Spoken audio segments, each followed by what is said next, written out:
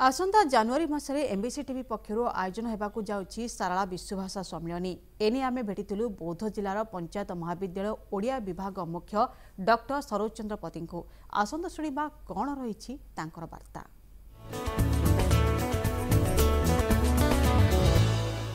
आगामी 2020 जनवरी 12 रु 14 तीन दिन धरी एमबीसी टीवी पक्षर होगाकुथिबा सारला विश्वभाषा सम्मेलन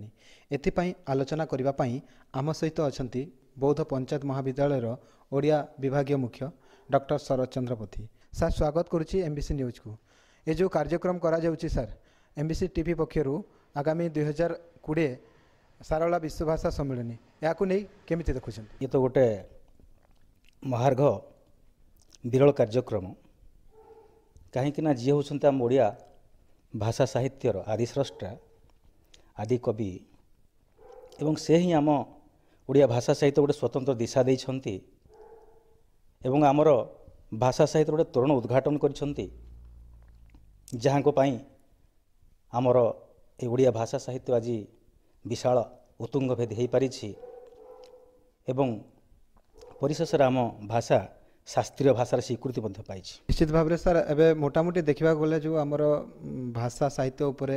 एते गुरुत्व दि जाउची जदियो गुरुत्व दि जाउची तेबे आमर जो छात्र छात्री माने रहिछंती सेमानंकु एबे वर्तमान विभिन्न समय अन्य भाषा सहित संपृक्त करिया पई अभिभावक माने चाहुचंती याकू कोन देखुचंती? देखंतु जेकोनसी माटीर जेकोनसी भूखंडर तार अस्मिता तार सम्मान प्रश्न होची से भाषा रे से साहित्य रे। तेणु आमे निज भाषा साहित्य पढ़ा निज को बुझा निज माटी को बुझा निजर जातिर गर्व गौरव आमे प्रख्यापन करवा ता सहित अन्य भाषा धरा जो विदेशी भाषा किसी आमे शिखा किसी असुविधा ना कि निज भाषा को आम सम्मान देवा आम ओडिया भाषार अस्मिता आम गर्व गौरव को आम रक्षा करवा जोटा शाला से बाट फिटे आमर दायित्व तांकर दायाद हिसाब से आमे तांकर से गौरवर स्मृति को केमती अतुट रखा तांकर से उत्तुंग काव्य सृष्टिर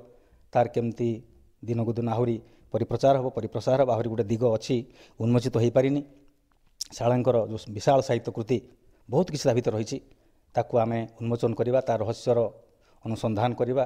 ताकू लोकलोचन को आनिमा एटा होछि हमर दायित्व साहित्यिक मानकर गवेषक मानकर।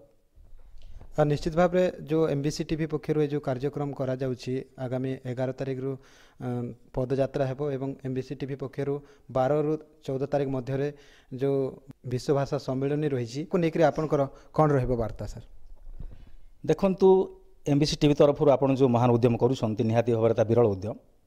गोटे भाषा को बंचेबा पाई गोटे साहित्य को बंचेबा पाई गोटे जाति को बंचेबा पाई गोटे जातिर गर्व गौरव अस्मितार प्रतिष्ठा करने जो उद्यम कर निश्चित भाव में स्वागत योग्य एवं आपणकर जी मुख्य अच्छा एमबीसी टीवी विश्वनाथ शतपथी महोदय तांको मध्य आम स्वागत करुचु सम्मान करुचु कहीं ये उद्यम निहाती भाव प्रशंसनीय। निश्चित भाव में ये आम सहित आलोचना करुले डॉक्टर सरोज चंद्र पति जे कि ओडिया साहित्य एवं ओडिया भाषा प्रति तांकर अनेक सामंजस्य रही अनेक समय से निज भाषा को किभली भाव में प्रचार प्रसार हो पारबो एवं लोक माने किभली भाव में ओडिया भाषा सहित जानी पारबे सेति अनेक रचना करिसेंती। बहुत बहुत धन्यवाद सर आपन को आम सहित आलोचना शामिल हेले।